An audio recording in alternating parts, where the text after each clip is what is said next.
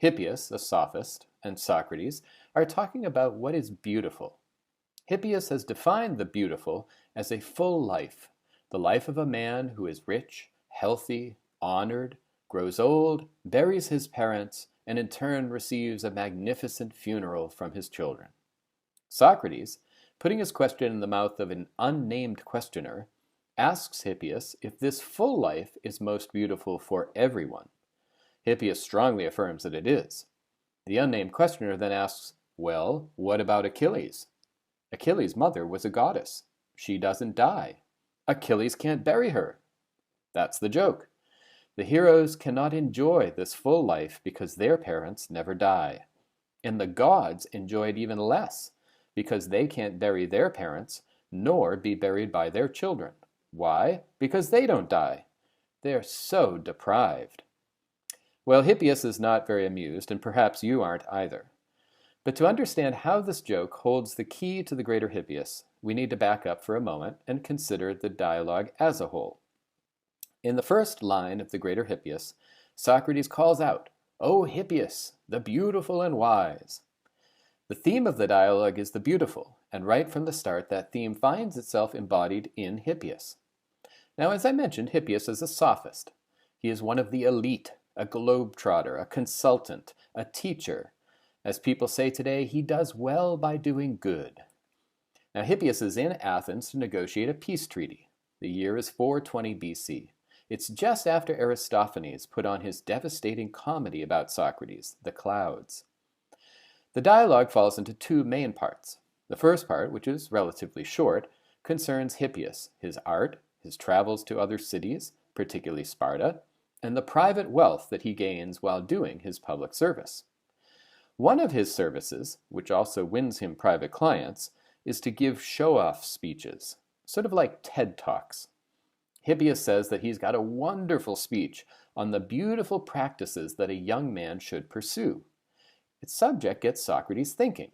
Socrates says that sometimes he'll call a speech beautiful or ugly, but that this unnamed fellow then castigates him, accusing him of not even knowing what the beautiful is. Socrates asks Hippias for help. Please tell me, what is the beautiful? This question becomes the theme for the rest of the dialogue. Now, the rest of the dialogue falls into two parts.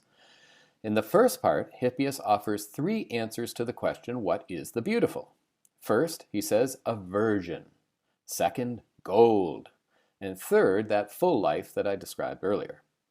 In the form of the unnamed questioner, Socrates pokes holes in all three of these answers.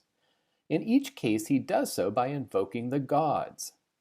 Any god makes even the most beautiful virgin look ugly. The most beautiful statue of the goddess Athena is made of a variety of stones, not just gold. And as we saw before, the gods, who are the very standard of beauty, fail to enjoy the full life that Hippias calls most beautiful for everyone. Now, up to this point, Hippias has been very self-assured, but the unnamed questioner's joke about the gods and death rattles him.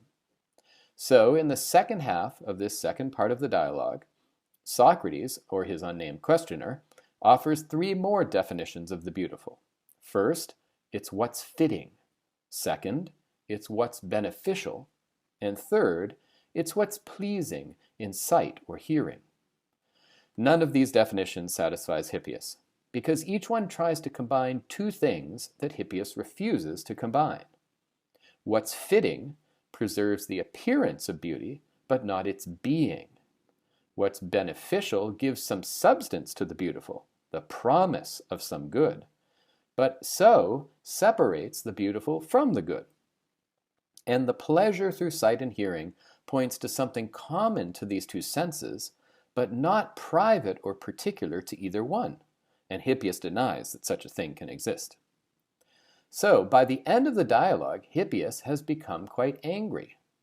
Part of his anger is probably due to Socrates having revealed that he, Socrates, is in fact the unnamed questioner who has given Hippias such a hard time. But what Hippias says in his anger is that Socrates chops up the holes, not before telling Socrates that the truly beautiful thing is to speak well in court, protecting yourself. His parting shot reminds us of Socrates' eventual demise, and it reminds us of the old accuser that led to his indictment, Hippias is, in a way, Plato's response to the clouds. In the clouds, Aristophanes depicted Socrates as a sophist.